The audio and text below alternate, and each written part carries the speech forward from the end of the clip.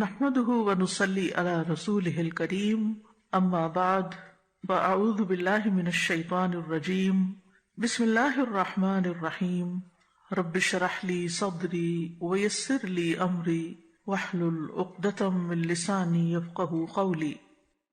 اور اس کتاب پر ایمان لاؤ جو میں نے نازل کی ہے، جو اس کی تصدیق کرنے والی ہے جو تمہارے پاس ہے، اور تم سب سے پہلے اس کا انکار کرنے والے نہ بنو، اور میری آیات کے بدلے تھوڑی قیمت مت لو، اور صرف مجھ ہی سے ڈرتے رہو۔ یعنی عہد پورا کرنے میں یہ بھی شامل ہے کہ تم آخری نبی محمد صلی اللہ علیہ وسلم پر اور اس کتاب پر جو اللہ نے نازل کی اس پر ایمان لاؤ جسے محمد صلی اللہ علیہ وسلم لے کر آئے ہیں، اور قرآن، تورات، انجیل اور دیگر انبیاء کی کتب کی تصدیق کرتا ہے، ان کو سچ بتاتا ہے۔ وآمنوا بما انزلت، یہاں خاص قرآن مجید پر ایمان لینے کا حکم دیا جا رہا ہے۔ اگرچہ وہ اللہ کو مانتے تھے، رسولوں کو مانتے تھے، اپنی کتابوں کو مانتے تھے، فرشتوں کو مانتے تھے، آخرت کو مانتے تھے، سب کچھ مانتے تھے، لیکن محمد صلی اللہ علیہ وسلم کو نہیں مانتے تھے اور آپ پر آئی ہوئی کتاب کو نہیں مانتے تھے۔ تو اس کے بغیر ان کا ایمان کیا ہو گیا تھا؟ امپرفیکٹ، نامکمل۔ تو کہا کہ تم قرآن پر ایمان لاؤ۔ اس میں خاص خطاب بنی اسرائیل سے اور عام خطاب ہم سب سے ہے، دنیا کے سب انسانوں سے، کہ کسی کا بھی ایمان مکمل نہیں ہوتا جب تک کہ وہ محمد صلی اللہ علیہ وسلم پر اور قرآن پر ایمان نہیں لاتا۔ تو اہل کتاب کو اس کتاب پر ایمان لانے کا حکم سورۃ النساء کی آیت نمبر 47 میں بھی دیا گیا۔ یا ایھا الذین اوتوا الکتاب آمنوا بما نزلنا مصدقا لما معکم من قبل ان نطمس وجوہا فنردها علی ادبارها۔ اے لوگو جنہیں کتاب دی گئی ہے اس پر ایمان لاؤ جو ہم نے نازل کیا ہے، اس کی تصدیق کرنے والا جو تمہارے پاس ہے، یعنی تمہاری کتابوں کی یہ قرآن تصدیق کرتا ہے۔ اور یہ ایک حقیقت ہے کہ قرآن پر ایمان لائے بغیر کوئی بھی مومن نہیں کہلا سکتا، کیونکہ یہ ہدایت کا سورس ہے، اور اگر اس کو چھوڑ دے انسان تو پھر وہ رسی اس کے ہاتھ سے چھوٹ جاتی ہے۔ کیونکہ ہم نے پڑھا تھا نا فَإِمَّا يَأْتِيَنَّكُم مِّنِّي هُدًى فَمَن تَبِعَ هُدَايَ فَلَا خَوْفٌ عَلَيْهِمْ وَلَا هُمْ يَحْزَنُونَ۔ اگر میری طرف سے تمہارے پاس کوئی ہدایت آئے اللہ کی طرف سے، اور وہ ہدایت کیا ہے؟ ذَلِكَ الْكِتَابُ لَا رَيْبَ فِيهِ هُدًى لِّلْمُتَّقِينَ، تو اشارہ قرآن کی طرف ہے۔ فَمَن تَبِعَ هُدَايَ مراد کیا ہے؟ جو میری اس کتاب کی پیروی کرے گا، فَلَا خَوْفٌ عَلَيْهِمْ وَلَا هُمْ يَحْزَنُونَ، یہ دل میں اترے گا، دل میں جگہ بنائے گا تو آہستہ آہستہ خوف اور غم اور سب کچھ نکلتا چلا جائے گا۔ دنیا میں بھی، آخرت کی جنت سے پہلے ایک جنت دنیا میں بھی ہے، اور وہ ہے دل کی خوشی، دل کا اطمینان، دل کی راحت، دل کا سکون، اور وہ اس کتاب سے حاصل ہوتا ہے، کیونکہ یہ شفاء لما فی الصدور ہے۔ جو ہمارے سینوں کے اندر گھٹن اور غم ہے نا، جو پریشانیاں اور ڈپریشن ہے، آج بچے بچے کو لاحق ہو گیا ہے، کیونکہ ہم نے انہیں ساری دنیا کی چیزیں لا کے دے دی، ہر طرح کے کھلونا دے دیا، لیکن ایمان نہیں دیا اس طرح جیسے دینا چاہیے۔ ان کی ہر خواہش پوری کر دی، لیکن جو ان بیچاروں کی اصل ضرورت تھی دین، وہ نہیں دیا، لہٰذا وہ سب کچھ ہوتے ہوئے بھی اندر سے خوش نہیں ہے۔ کیوں ٹین ایجرز، ینگسٹرز ڈرگز کی طرف جاتے ہیں؟ کیونکہ اندر سے خالی ہیں، اندر سکون نہیں ہے۔ تو بہرحال یہ قرآن کوئی اس معنی میں نئی کتاب نہیں کہ یہ پچھلی کتابوں کو چھوڑ کر کوئی نیا فلسفہ پیش کر رہی ہے، مصدقا لما معکم، جو تمہارے پاس ہے اس کی تصدیق کرتی ہے۔ ولا تکونوا اول کافر بہ، تو تم اس کے ساتھ سب سے پہلے انکاری نہ بنو، یعنی رسول اور قرآن کا انکار کرنے والے نہ بنو۔ اب یہ پہلے کافر کیوں کہا گیا، حالانکہ اس سے پہلے قریش مکہ میں کفر کر چکے تھے؟ تو ہجرت کے بعد مدینہ میں تو بنی اسرائیل کے پاس تو سیکنڈ لیول پر آ رہا ہے نا حکم، تو پہلے کیوں کہا گیا؟ یعنی پہلے سے مراد یہ ہے کہ جلدی نہ کرو، آگے مت بڑھو اس کے انکار کرنے کے لیے، یعنی اس کا یہ مطلب نہیں کہ دنیا میں سب سے پہلے انہوں نے انکار کیا تھا، اس سے پہلے انکار کر چکے تھے۔ مطلب یہ ہے کہ تم اہل کتاب ہو اور باقی لوگ تو امی ہیں، تم تو کتابوں کو جانتے ہو کہ کتاب کیسی ہوتی ہے، اگر تم نے انکار کر دیا تو باقی لوگ تو تمہارے پیچھے چلے گئے اور ان کا بھی گناہ تم پر پڑے گا۔ نبی صلی اللہ علیہ وسلم نے فرمایا تھا، اگر مجھ پر یہودیوں کے 10 بڑے عالم ایمان لے آئیں تو روئے زمین کا ہر یہودی مجھ پر ایمان لے آئے گا۔ ان کے علماء میں سے اگر 10 عالم بھی محمد صلی اللہ علیہ وسلم پر ایمان لے آئیں تو باقی سب ان کو فالو کر لیں گے۔ تو ان کے علماء سے ایک طرح سے خطاب ہے کہ تم لیڈ کر رہے، تم آگے آگے، تم انکار نہ کرو ورنہ پیچھے والے سارے انکار کر دیں گے۔ وَلَا تَشْتَرُوا بِآيَاتِي ثَمَنًا قَلِيلًا، اور میری آیات کے بدلے تھوڑی قیمت نہ لو۔ یعنی کہنے کا مطلب یہ ہے کہ جو چیز تمہیں ایمان لانے سے روک رہی ہے وہ کیا ہے؟ دنیا کے فائدے۔ دنیا کا مال، لہذا دنیا کی خاطر اپنی آخرت مت بیچو. اور یہ ثمنن قلیلا، دنیا میں جو بھی نعمتیں ہیں نا وہ کم ہی ہیں. ثمن سے مراد یہاں منصب، جاہ، مال، عزت، کیونکہ وہ مذہبی ٹھیکیدار بنے ہوئے تھے، ان کی بڑی شان تھی، علماء تھے، ان کے سب رسپیکٹ کرتے تھے. اب ان سے اوپر ایک پروفٹ آ گئے تو وہ کیا سمجھتے تھے؟ یہ وہی والا مسئلہ ہو گیا جو ابلیس کو ہوا تھا، کیونکہ فرشتے تو عبادت کے لیے مکلف نہیں تھے، ابلیس مکلف تھا اور اس نے عبادت کر کر کے فرشتوں کا مقام حاصل کر لیا. اب اس کو یہ ہوا کہ اچھا میں اتنا بڑا عبادت گزار، مجھے کہا جا رہا ہے کہ تم آج پیدا ہونے والے اس انسان کے آگے جھکو. اب یہاں ان کے ذہن میں کیا تھا؟ ہم سب سے زیادہ مذہبی لوگ ہیں، ہم اسکالرز ہیں، ہم بہت بڑی شخصیتیں ہیں، ہمیں کہا جا رہا ہے پروفٹ کے آگے جھک جاؤ، سجدہ نہیں لیکن اس کی بات مان لو. یہ ناممکن ہے، یہ نہیں ہو سکتا. کہ ضد میں آ گئے، حسد میں لوگ ہمیں چھوڑ کے ان کے پیچھے لگ جائیں گے. ہم تو جدی پشتی عالم ہیں اور یہ نبی بنی اسرائیل میں سے چکے نہیں آئے، عربوں میں سے ہیں، لہٰذا ان کو ہم نہیں مان سکتے. تو دنیا کے حقیر فائدوں کی خاطر دین کا سودا کرنے والے، یعنی اپنے دین کو بیچ دینے والے اور دین سے نکل جانے والے، اور ویسے بھی ان کی ایک عادت تھی کہ لوگوں سے مال لے کے ان کی مرضی کے فتوے دیتے تھے، اس کی طرف بھی اشارہ ہے. سورۃ البقرہ کی 79 آیت میں اس کی وضاحت آئے گی. فَوَيْلٌ لِّلَّذِينَ يَكْتُبُونَ الْكِتَابَ بِأَيْدِيهِمْ ثُمَّ يَقُولُونَ هَٰذَا مِنْ عِندِ اللَّهِ. ہلاکت ہے ان کے لیے جو کتاب کو اپنے ہاتھوں سے لکھتے ہوئے کہتے ہیں اللہ کی طرف سے. باتیں اپنی ہوتی ہیں اور اللہ کا نام لگا کے بتاتے ہیں. تو آیات کو تھوڑی قیمت میں بیچنے والے کون ہیں؟ جو حلال کو حرام، حرام کو حلال کر دیتے ہیں دنیاوی فائدوں کے لیے، لوگوں کو خوش کرنے کے لیے حرام کو حلال بنا کے پیش کر دیتے ہیں. یہاں تک کہ سود تک کو لوگ حلال کر دیتے ہیں. یا پھر ایسی ایسی بدعات ایجاد کرتے ہیں کہ جس میں کھانے پینے کے سامان اور لوگوں کو بٹورا جا سکے، یعنی جو چیزیں دین نے مقرر نہیں کی وہ لوگوں کو دین بتا کے پھر ان سے نذرانے وصول کرتے ہیں. تو دنیا کا سارا مال المتاع کیا ہے؟ ثمناً قلیلا ہے. یاد رکھیے صحابہ کرام نے جان کی بازی لگائی لیکن اپنا دین نہیں کبھی بیچا، اپنے ایمان کا سودا کبھی نہیں کیا. سعد بن نبی وقاص کے بارے میں آپ کو معلوم نا، ان کی والدہ نے کہا تھا سنو میں تمہیں حکم دیتی ہوں اس دین کو چھوڑ دو ورنہ نہ میں کھاؤں گی نہ پیوں گی، یوں ہی بھوکی مر جاؤں گی. وہ کہتے ہیں لیکن میں نے اسلام کو نہیں چھوڑا، میری ماں نے کھانا پینا چھوڑ دیا، لوگ مجھ پہ آوازیں کسنے لگے یہ اپنی ماں کا قاتل ہے. میرا دل بہت تنگ ہوا، اپنی والدہ کی خدمت میں بار بار حاضر ہوا، خوش آمدید کی، سمجھایا اپنی ضد سے باز آ جائیں. یہ نہیں ہو سکتا کہ میں محمد صلی اللہ علیہ وسلم کے دین کو چھوڑ دوں. کہتے ہیں کہ اس بحث پر 3 دن گزر گئے، ماں نے 3 دن کچھ نہیں کھایا پیا، اس کی حالت غیر ہونے لگی. تو میں وہاں گیا تو میں نے کہا میری اچھی اماں جان آپ سنیں، آپ مجھے میری جان سے زیادہ عزیز ہیں لیکن میرے دین سے زیادہ عزیز نہیں ہے، دین سے زیادہ عزیز نہیں ہے. اللہ کی قسم تمہاری اگر 100 جانیں بھی ہوں اور اسی بھوک پیاس میں وہ نکلتی جائیں تو بھی میں آخری لمحے تک دین نہیں چھوڑوں گا. تو جب ماں کو پتا چلا کہ بچہ نہیں چھوڑنے والا تو ماں نے کھانا پینا شروع کر دیا. انہوں نے دین نہیں کمپرومائز. ہم ایسی جگہوں پر تو ہار جاتے ہیں کہ مجھ سے فلاں کی پریشانی نہیں دیکھی جاتی، ماں باپ کی پریشانی نہیں دیکھی جاتی، اس کی نہیں، اس کی نہیں. اور عبداللہ بن حذافہ السہمی کا واقعہ تو دل ہلا دینے والا ہے. بنیادی طور پر حضرت عمر بن خطاب نے رومیوں سے لڑنے کے لیے ایک دستہ روانہ کیا، اس میں ایک نوجوان صحابی عبداللہ بن حذافہ بھی تھے. انہیں رومیوں نے قید کر لی، سب کو پکڑ لیا، ان کو بھی. تو بادشاہ نے کہا کہ تم اسلام چھوڑ دو، کرسچن بن جاؤ، میں آدھی سلطنت تمہیں دے دوں گا. انہوں نے کہا کہ اگر تم مجھے پوری سلطنت کیا ساری دنیا کی بھی دے دو تو میں ایک لمحے کے لیے بھی محمد صلی اللہ علیہ وسلم کو ساتھ چھوڑنے والا نہیں. جب بادشاہ کا ہر حربہ ناکام ہوا تو اس نے کیا کیا کہ پیتل کی ایک دیگ منگوائی، اس میں تیل ڈالا، گرم کیا، عبداللہ کو اس دیگ کے سامنے لایا گیا اور مسلمان قیدیوں کو بھی زنجیریں باندھ کر اور پھر ان کو اٹھا کے دکھایا گیا کہ یہ کس قسم کا تیل ہے. یعنی وہ اتنا خوفناک منظر تھا. تو جب عبداللہ بن حذافہ کو قریب کیا گیا اور انہوں نے اس کی تپش محسوس کی تو رونے لگے. تو انہوں نے سمجھا شاید یہ رو رہے ہیں کہ ہم مجھے اس میں ڈال دیں گے. تو کہنے لگے کہ تم رو رہے ہو تو کیا تم اپنا خیال بدلتے ہو؟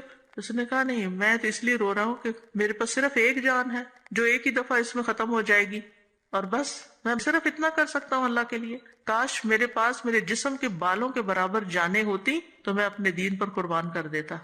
پھر انہیں ایک ستون پہ لٹکا کے ان کے آس پاس تیروں کی بارش کی گئی لیکن انہوں نے حرکت بھی نہیں کی کیونکہ وہ اللہ کے راستے میں شہادت کی تمنا کیے ہوئے تھے. جب بادشاہ دیکھا کہ کسی حال میں اسلام چھوڑنے کو تیار نہیں تو کہا کہ قید کر دو، کھانا پینا بند کر دو. مرنے کے قریب ہو گئے پھر بھی نہیں باز آئے، تو بادشاہ نے کہا ان کو خنزیر کا گوشت اور شراب دو، انہوں نے وہ بھی کھانے سے انکار کیا۔ تو بادشاہ نے کہا اچھا اس کو بلاؤ، اور کہا کہ تم میرے ماتھے پہ ایک بوسہ دے دو تو میں تمہیں آزاد کر دوں گا۔ تو انہوں نے کہا کہ میں اس شرط پر بوسہ دوں گا کہ میرے ساتھ میرے سارے قیدیوں کو آزاد کیا جائے۔ تو اس نے کہا ٹھیک ہے، تو انہوں نے بوسہ دیا اور آزاد ہو کے چلے گئے واپس حضرت عمر کے پاس۔ جب حضرت عمر کے پاس پہنچے اور انہیں اس بات کی خبر ہوئی تو انہوں نے کہا جتنے لوگ مجلس میں تھے کہ ہر ایک اٹھے اور عبداللہ کی پیشانی پہ بوسہ دے۔ یعنی کہ انہوں نے ایک مثال قائم کر دی۔ یہ ایک دو مثالیں، اس کے علاوہ بلال کے ساتھ کیا ہوا، سب کچھ قربان کیا، دین نہیں چھوڑا۔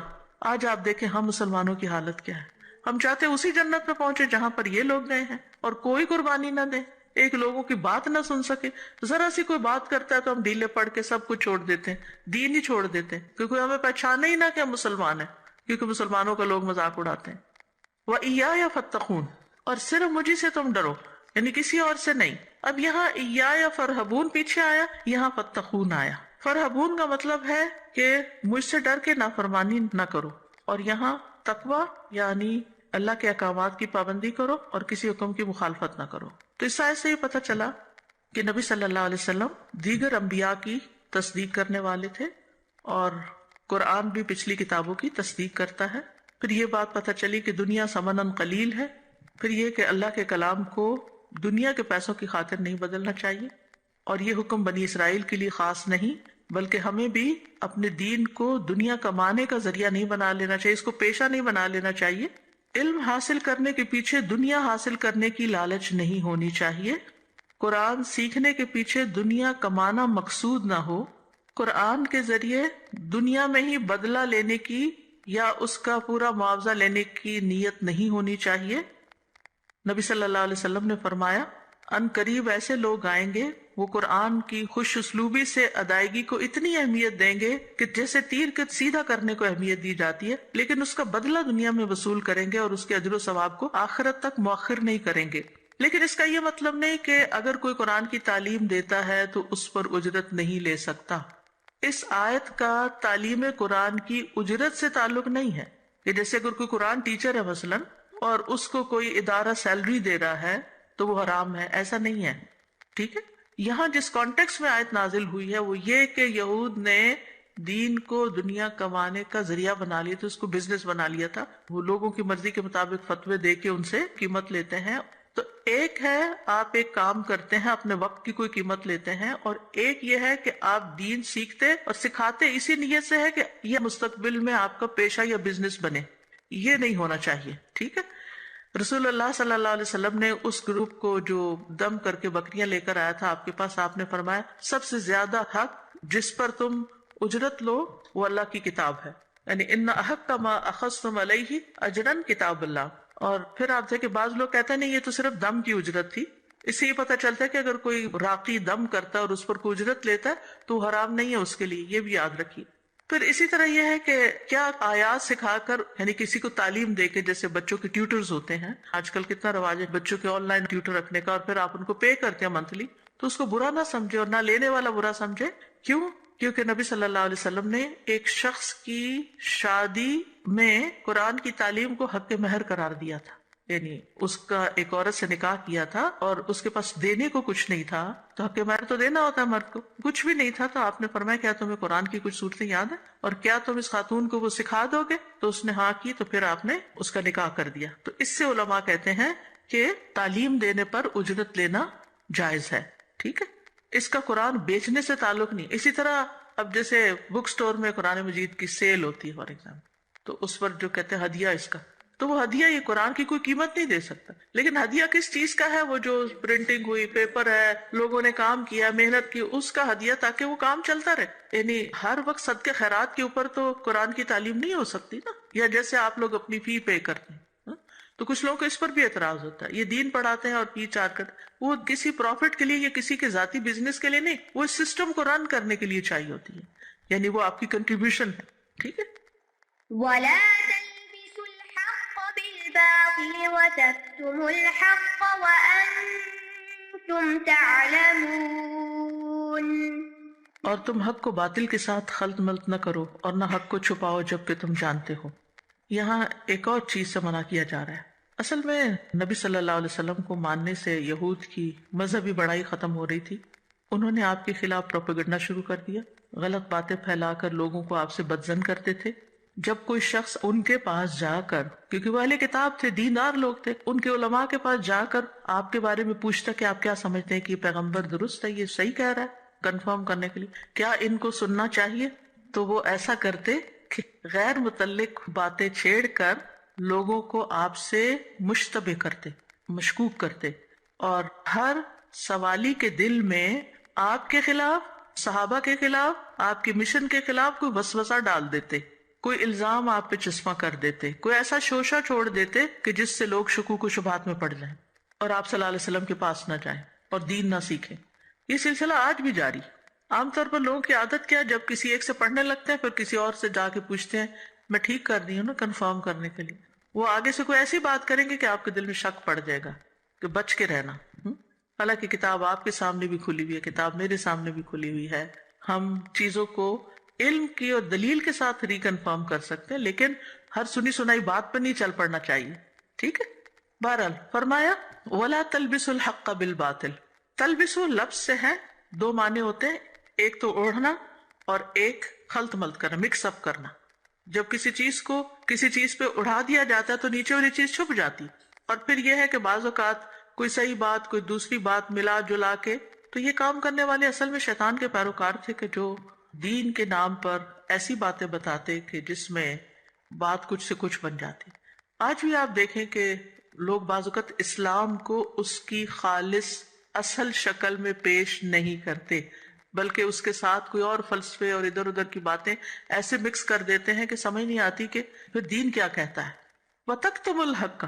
اور تم حق کو چھپا جاتے ہو، کیونکہ ان کی کتاب میں نبی صلی اللہ علیہ وسلم کے بارے میں واضح آیات موجود تھیں، نشانیاں موجود تھیں، لیکن انہوں نے لوگوں کو دھوکہ دیا اور اصل بات نہیں بتائی.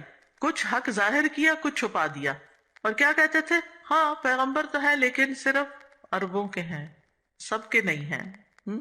تو اس پر یہاں وعید سنائی جا رہی ہے کہ جو حق کو چھپا جائے، گواہی کو چھپا جائے، تو اس کا دل گناہگار ہے. وَمَن يَكْتُمْهَا فَإِنَّهُ آثِمٌ قَلْبُهُ، البقرہ 283. یہ اہل کتاب بنی اسرائیل ہی کو خطاب چلا آ رہا ہے، ان سے کہا جا رہا ہے حق کو مت چھپاؤ، پروفٹ کے بارے میں سچ بات بتاؤ جو تمہیں اپنی ہی کتابوں سے معلوم، کیونکہ وہ آپ کو ایسے پہچانتے تھے جیسے اپنے بیٹوں کو پہچانتے تھے. انہوں نے رجم کی آیات کو چھپا دیا، اس کے اوپر ہاتھ رکھ دیا. نبی صلی اللہ علیہ وسلم نے جب تورات منگوائی تو یہ لوگوں کو حق نہیں بتاتی، کیونکہ ان کو یہ ڈر تھا کہ اگر لوگوں کو صحیح بات پتہ چل گئی تو پھر یہ ہمارے پیچھے نہیں آئیں گے، کیونکہ انہوں نے دین کے نام پر ایسی رسمیں ایجاد کی ہوئی تھی، ایسے بدعات ایجاد کی ہوئی تھی، ایسے فتوے دے رکھے تھے کہ جس سے حق پیچھے چلا گیا. تو نبی صلی اللہ علیہ وسلم نے آ کر اصل حق کو اجاگر کیا تھا جس سے یہ ڈرے ہوئے تھے. وَأَنْتُمْ تَعْلَمُونَ. حالانکہ تم جانتے ہو. کیا جانتے ہو؟ کہ محمد صلی اللہ علیہ وسلم اللہ کے رسول ہیں. تم جانتے ہو کہ قرآن برحق ہے. تو جو شخص حق کو پہچاننے کے باوجود اس کا انکار کرے، پھر ایسے لوگوں کا انجام سورۃ البقرہ کی آیت 89 میں بتایا گیا، فَلَعْنَةُ اللَّهِ عَلَى الْكَافِرِينَ، کہ ان پر اللہ کی لعنت ہے. تو اس آیت سے یہ پتہ چلتا ہے کہ حق کو چھپانا نہیں چاہیے، حق کو باطل سے الگ کر کے بتانا لازم ہے. حدیث میں آتا ہے جس شخص سے علم کی کوئی بات پوچھی جائے اور وہ اسے چھپا جائے تو قیامت کے دن اس کے منہ میں آگ کی لگاموں میں سے ایک لگام دی جائے گی. اور حق بات کہتے ہوئے کسی کی ملامت سے نہیں ڈرنا چاہیے، کیونکہ انسان کیوں چھپاتا ہے حق کو؟ یا تو کسی فائدے کے لیے اور یا پھر کسی سے ڈر کے. تو کسی سے ڈرنا نہیں چاہیے. رسول اللہ صلی اللہ علیہ وسلم نے فرمایا جب کسی آدمی کو حق کا علم ہو، یا اس نے دیکھا ہو یا اس نے سنا ہو، تو لوگوں کا ہیبت اور جلال اس حق کے کہنے سے اسے نہ روکے. ہاں بعض اوقات آپ کو اصل بات پتا ہوتی ہے لیکن پوری طرح نہیں پتا ہوتی، آپ خود بھی شور نہیں ہوتے اور کوئی آپ سے پوچھ بیٹھتا ہے، تو پھر کیا کرنا چاہیے؟ پھر آپ معذرت کر لیں. یعنی اگر کسی بات کا پوری طرح علم نہیں تو پھر اگر بیان نہیں کرتے تو اس میں کوئی گناہ نہیں. اسی طرح مصلحت کے تحت خاموش رہنے میں بھی کوئی گناہ نہیں. مصلحت کیا ہوتی ہے؟ حضرت علی نے فرمایا لوگوں کے سامنے ایسی باتیں بیان کرو جنہیں وہ پہچانتے ہیں. کیا تم چاہتے ہو اللہ اور اس کے رسول کی تکذیب کی جائے؟ یعنی ہر ایک کی عقل کے مطابق اس سے بات کرو، ایسی بات نہ کرو کہ ان کو سمجھ نہ آئے اور وہ کوئی نہ میں نہیں مانتی. یعنی گریجولی اسٹیپ بائی اسٹیپ لوگوں کے سامنے حق کو پیش کرو. ابن مسعود کہتے ہیں آپ لوگوں کو ہرگز ایسی احادیث بیان نہ کریں جہاں تک ان کی عقلوں کی رسائی نہ ہو، ورنہ بعض لوگوں کے لیے وہ فتنہ اور گمراہی کا باعث بن جائے گا۔ تو یعنی مصلحت کے تحت خاموشی بھی اختیار کی جا سکتی۔ اسی طرح اگر آپ کو پتا ہے کسی کے بارے میں کہ وہ مثلاً جیسے موسیٰ علیہ السلام مصر سے مدین چلے گئے، اب جس شخص نے کہا تھا کہ وہ تمہارے پیچھے آ رہے ہیں تمہیں پکڑ لیں گے، اس کو تو پتا تھا کہ موسیٰ علیہ السلام جا چکے۔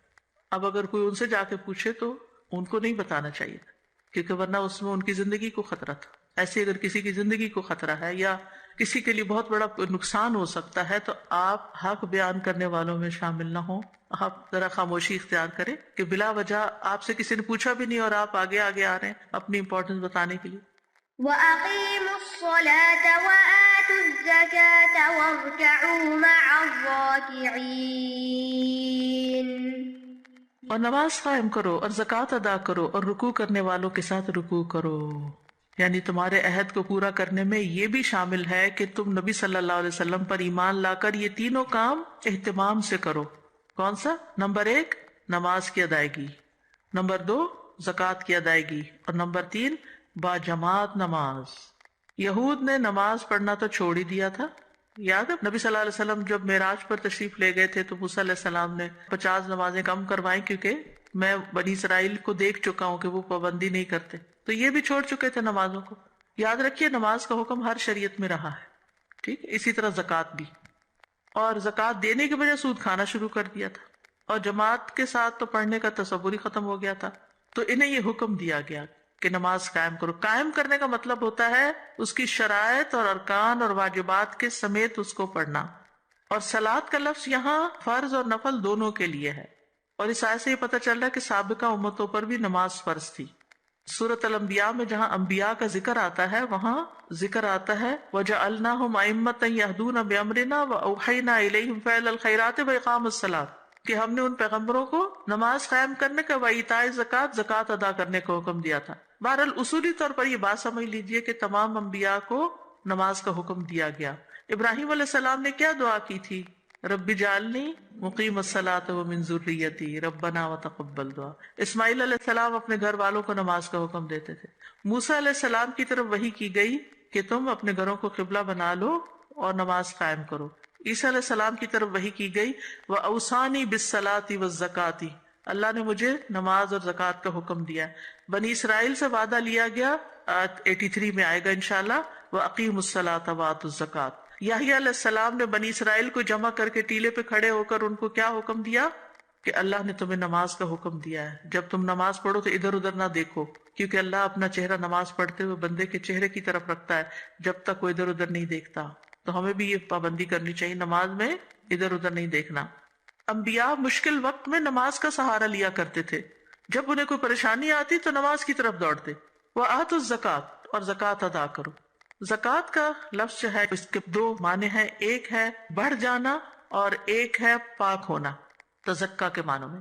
تو زکوٰۃ سے دولت بڑھتی بھی ہے اور گناہ بھی دھلتے ہیں، مال صاف بھی ہو جاتا ہے۔ تو یہود پر نماز بھی فرض تھی اور اسی طرح زکوٰۃ بھی فرض تھی۔ اور پھر تیسری چیز کہی گئی وَارْكَعُوا مَعَ الرَّاكِعِينَ، کہ رکوع کرنے والوں کے ساتھ تم بھی کرو، یعنی مسلمانوں کے ساتھ مل کر جماعت سے نماز پڑھو۔ نماز کا ایک اہم رکن ہے رکوع، تو یہاں مراد پوری نماز ہے، خالی رکوع نہیں، یہ نہیں کہ تم آؤ رکوع کر کے چلے جاؤ، یہ نہیں مطلب۔ مراد اس سے یہ ہے کہ جماعت سے نماز پڑھو، ایک انداز ہے کہنے کا۔ اور پھر نماز با جماعت کی اہمیت بھی پتہ چلتی ہے۔ نماز جو ہے وہ ایمان کی علامت ہے، بچوں کو بچپن سے شروع کرا دینی چاہیے۔ نماز کا وقت آئے تو پہلے نماز ادا کرنی چاہیے، زکوٰۃ کا وقت آئے تو زکوٰۃ نکال دینی چاہیے۔ نماز کے فوراً بعد زکوٰۃ کا ذکر آتا ہے جو مالی عبادت ہے، اسلام کی پہچان ہے۔ زکوٰۃ سے مال کا شر اور وبال دور ہو جاتا ہے، مال کی برائی دور ہو جاتی ہے، میل کچیل نکل جاتی ہے، مشکوک مال نکل جاتا ہے، اور دل کی خوشی سے زکوٰۃ ادا کرنا جنت میں لے جانے کا باعث ہے۔ زکوٰۃ ادا نہ کرنے سے بارش رک جاتی ہے، دنیا کے علاوہ قیامت کے دن بھی سزا ہوگی۔ اسی طرح اس آیت سے یہ بھی پتہ چلتا ہے کہ نماز با جماعت جو ہے وہ بھی بڑی اہم ہے۔ حدیث میں آتا ہے جو شخص اذان سن کر نہیں آتا اس کی نماز نہیں سوائے کسی عذر کی صورت کے، یعنی مردوں کے لیے۔ تو بغیر عذر کے گھر میں نماز مردوں کی قبول نہیں ہوتی۔ اگر کوئی عذر ہے، کوئی وجہ ہے تو اور بات ہے، اور نماز با جماعت کے لیے حاضر ہونے والے سے اللہ تعالیٰ خوش ہو جاتا ہے. نماز با جماعت جنت میں مہمانی کا سبب ہے. یہ سب باتیں جو میں اس وقت بول رہی ہوں یہ احادیث سے ثابت ہے. دلائل اس لیے نہیں دے رہی کہ اس وقت آپ کے لیے سننا، لکھنا، پڑھنا، یاد کرنا سب بھاری ہے، صرف خصائص سن لیجیے. قیامت کے دن نماز کا محاسبہ سب سے ہی ہوگا. أتأمرون الناس بالبر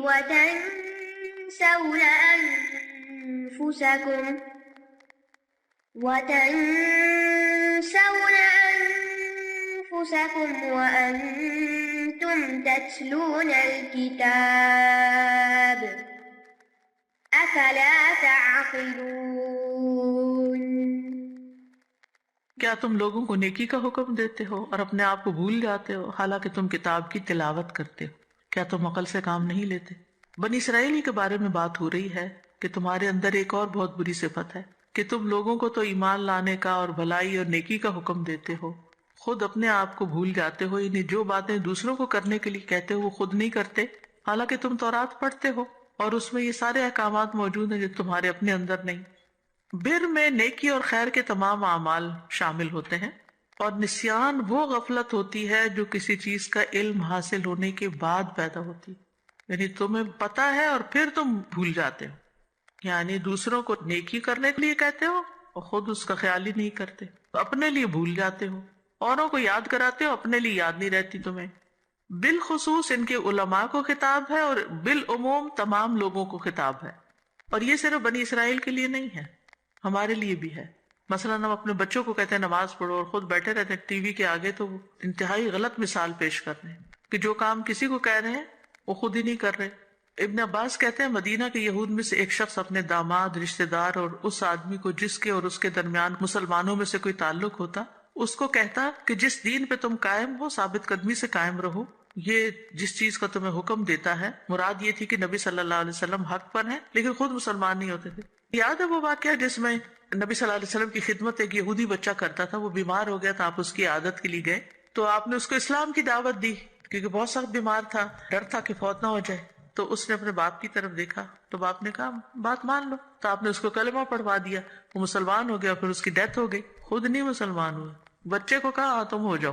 ان باتوں کی طرف اشارہ ہے کہ دوسروں کو نیکی کا حکم دیتے ہو، خود اس پر عمل نہیں کرتے. تو کسی بھی صاحب علم کے لیے ضروری ہے کہ جب دوسروں کو کہے کچھ کرنے کے لیے تو خود پیچھے نہ رہے.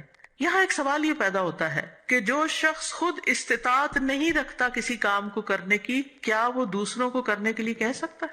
مثلا ایک شخص ہے، بیمار ہے، تہجد نہیں پڑھ سکتا، تو کیا وہ کسی اور کو بتا سکتا ہے کہ تہجد پڑھنے کا کیا فائدہ ہے؟ جی بالکل، کیونکہ وہ معذور ہے خود، ٹھیک ہے، کمزور ہے. ایک شخص کے پاس مال ہی نہیں ہے، وہ زکوٰۃ ہی نہیں دے سکتا، کیا وہ دوسروں کو بتا سکتا ہے کہ زکوٰۃ دو؟ جی بالکل. ایک شخص ہے، وہ کوئی برائی چھوڑنا چاہتا ہے اور بڑی کوشش میں لگا ہوا ہے، مثلا سگریٹ پیتا ہے، کہیں چھپ کے پیتا ہے، کچھ کرتا ہے، یا شراب پیتا ہے کچھ، اور پوری ایفرٹ میں لگا ہوا کہ کسی طرح چھوڑ دے. اب وہ دیکھتا ہے اس کا بچہ بھی شروع ہو رہا ہے، کیا وہ بچے کو روک سکتا ہے؟ کیوں نہیں روک سکتا؟ کیونکہ وہ خود چھوڑنے کی کوشش میں ہے لیکن ابھی چھوڑ نہیں پا رہا. اچھا ایک اور بات، کیا اس کا مطلب ہے کہ ہم کسی کو کچھ نہ کہیں گے کہ میں تو ابھی خود عمل کرنے والی نہیں؟ نہیں، ڈبل گناہ ہے، ایک اپنے عمل نہ کرنے کا اور ایک دوسرے کو حکم نہ دینے کا. یاد رکھیے ہمارے اوپر دونوں فریضے ہیں، کوئی حکم سنے، خود بھی کرے اور ابھی بتائیں. جب ہم خود کر لیتے ہیں تو ہم نے 50% کام کیا ہے، اور جب اوروں کو بھی بتاتے ہیں تو 100% ہوتا ہے. تو جو شخص 50% کر لیتا ہے یا ادھر کا یا ادھر کا تو وہ 50% ہے، 100% کرنا ضروری ہے. وَأَنْتُمْ تَتْلُونَ الْكِتَابَ، یعنی تم جاہل نہیں ہو، عوام نہیں ہو، تم تو کتاب پڑھتے ہو، یعنی تمہارے پاس علم ہے. تو علم کے باوجود عمل نہ کرنے والا جاہل سے بھی بدتر ہے. افلا تعقلون، کیا تم عقل سے کام نہیں لیتے؟ یعنی تمہاری عقل تمہیں یہ نہیں بتاتی کہ تمہیں خود کیا کرنا چاہیے. تو اس آیت میں ایسے لوگوں کی مذمت بیان کی گئی ہے جو دوسروں کو حکم دے نیکی کا اور خود عمل نہ کریں. ایسے لوگ عقل والے نہیں ہیں. افلا تعقلون، کم عقل ہیں. اور جو نیکی کا حکم دے اور خود عمل نہ کرے اس کی سزا بتائی گئی. اسراء والی رات نبی صلی اللہ علیہ وسلم ایسے لوگوں کے پاس سے گزرے جن کے منہ آگ کی کینچیوں سے کاٹے جا رہے تھے. پوچھا کہ کون لوگ ہیں؟ فرمایا یہ دنیا کے خطیب ہیں، لوگوں کو حکم دیتے تھے اور اپنے آپ کو بھول جاتے تھے، اور کتاب کی تلاوت بھی کرتے تھے. کیا یہ عقل سے کام نہیں لیتے تھے کہ ہم کیا کر رہے ہیں؟ یعنی ایسا چراغ نہ بنے کہ جو دوسروں کو روشنی دے اور خود صرف جلتا ہی جائے. تو انسان سے جو قیامت کے دن 5 سوال کیے جائیں گے، اس میں سے ایک سوال کیا ہوگا ہر شخص سے؟ جو علم حاصل کیا اس پر عمل کتنا کیا۔ وآخر دعوانا ان الحمد للہ رب العالمین۔ سبحانک اللہم وبحمدک نشہد ان لا الہ الا انت نستغفرک ونتوب الیک۔ والسلام علیکم ورحمۃ اللہ وبرکاتہ۔